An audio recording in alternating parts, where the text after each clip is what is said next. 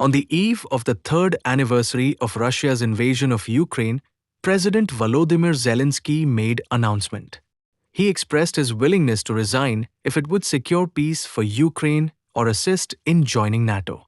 Zelensky stated, "If it brings peace for Ukraine, if you really need me to leave my post, I'm ready. I can exchange it for NATO membership." This statement marks the immense pressure on Ukrainian leadership amidst escalating international negotiations. The United States, under President Donald Trump's administration, is actively pursuing a peace agreement with Russia.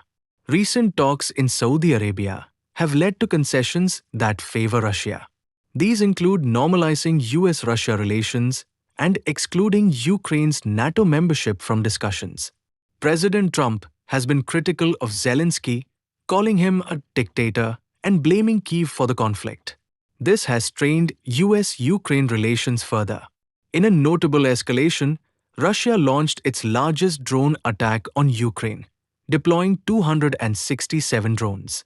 This assault resulted in at least 3 fatalities and increased tensions on the anniversary of the invasion. The situation remains dire and complex. Amid these developments, the US has proposed a substantial economic arrangement with Ukraine.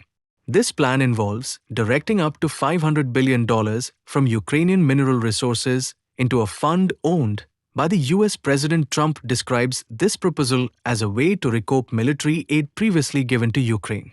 However, President Zelensky has reservations about this proposal. He acknowledged the approximately $100 billion in US assistance, but deemed the idea of a $500 billion repayment unrealistic. Zelensky stated, "I'm not going to sign something that 10 generations of Ukrainians will be paying for." Treasury Secretary Scott Bessent argued in an op-ed that a minerals partnership with the US would enhance Ukraine's security. However, Zelensky challenged this view. He noted that the presence of US companies in Ukraine did not prevent Russian aggression in 2014. He questioned the assumption that such partnerships would deter future incursions, pointing out that American businesses were operating in Ukraine during the initial attacks.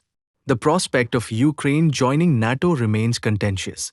Zelensky considers NATO membership essential for security against Russian threats. However, the Trump administration has expressed doubt. Secretary of Defense Pete Hegseth stated that he does not see Ukraine's NATO membership as a realistic outcome of current negotiations. He also ruled out the deployment of US troops to Ukraine after the conflict, which Zelensky views as crucial for any mineral extraction agreement. Despite these challenges, Zelensky remains hopeful about President Trump's desire to end the war. However, he voiced concerns that a ceasefire might be prematurely celebrated as achievement. He emphasized the need for concrete security guarantees to ensure the safety and sovereignty of the Ukrainian people. As the situation evolves, the international community is observing closely. The interplay of diplomatic negotiations, economic proposals, and military actions will impact Ukraine's future. The quest for peace and security in the region continues to be fraught with challenges.